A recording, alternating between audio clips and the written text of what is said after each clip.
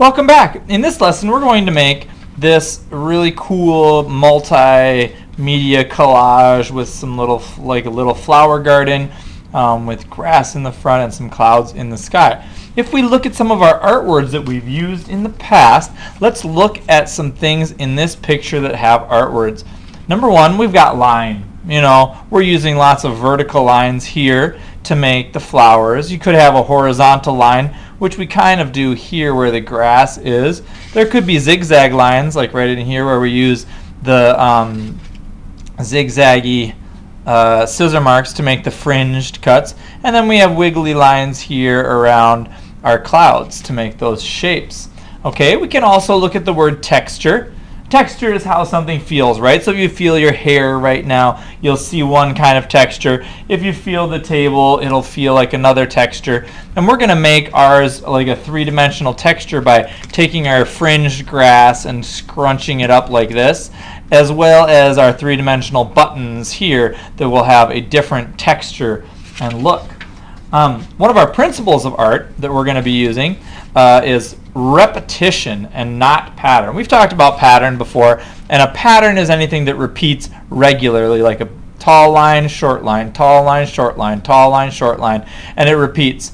Repetition means there's repeating, like I've used all lines here, all slightly vertical, but I didn't make a pattern. That's not any of them two the same, and they're not repeating in a regular fashion. So we do use repetition. Like here we've got the repetition of little grass pieces. We have the repetition of how the flowers are, those lines, but they don't make a pattern. Okay, we even have repetition of our clouds even though they're not the same. Okay, so we're going to be using repetition, and we're going to be using variety. Many different things, right? Variety could mean different shapes of clouds, different sizes of flowers, different colors of flowers, different texture of grass, different number of leaves on our stems. So variety means you've got a lot of different things happening. And our last art word is overlapping. And as you know, overlapping is when one thing is in front of another, just like the little picture I've drawn. So our stems are behind our grass. The grass is in front of our flowers, so those are overlapping. Okay, so to get started, you're going to need one piece of blue paper like this, and you're going to need some buttons. So you're going to have the buttons open on your table. First things first, take your pencil and write your name on the bottom. I'm going to write Mr. Lundgren, and you will write your name. When you get your name done, flip it over and give me a thumbs up.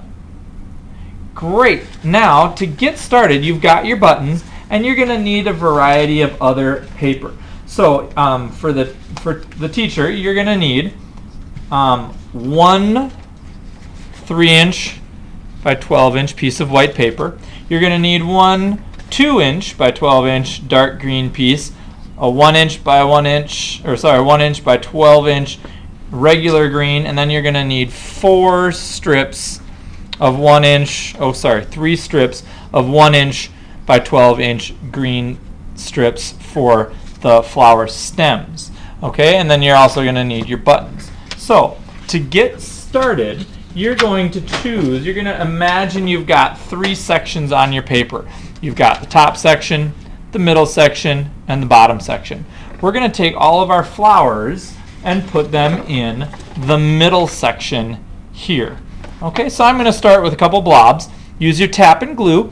Remember, you push down gently and squeeze hard, and the glue will come out. You've got the little glue button up there, and you might have to wipe it off and pick off the extra little glue chunks with your fingers, and then put the glue on your paper.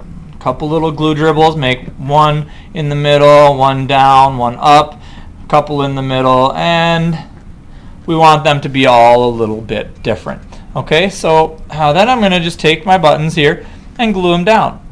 If you have a button, let's say like this one, that has an indentation or goes down on the inside and then is flat on the back, you want to use the flat side. So here's another one. I'm going to use this one and stick it right here so that the flat edge is down.